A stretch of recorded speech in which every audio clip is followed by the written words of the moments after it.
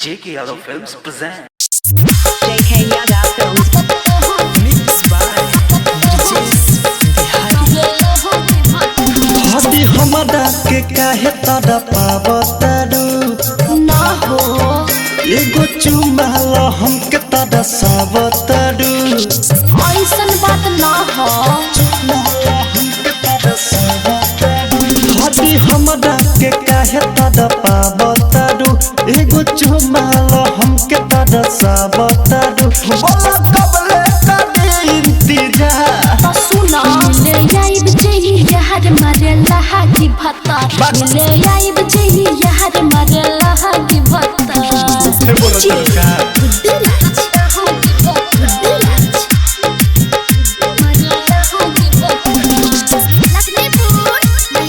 JK Yadav Films.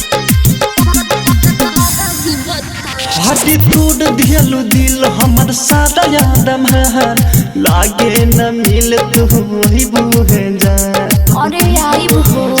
हटी तोड़ दियलु दिल हमर सादा यादम है लागे न मिल तू वही बूहे जा अरे जेना तू पहले कैला रहला उम्मीद अब कहे मिले के थैला बारजी पछतावा होता तो के ई प्यार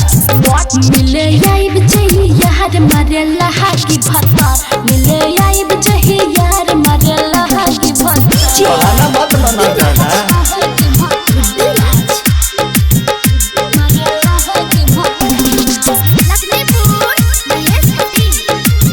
JK Yadav Films.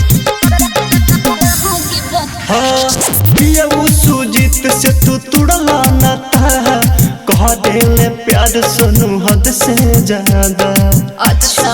ई बात बा पियऊ प्रमोद से तू तुड़ला न था कह देले प्यार सुनू हद से ज्यादा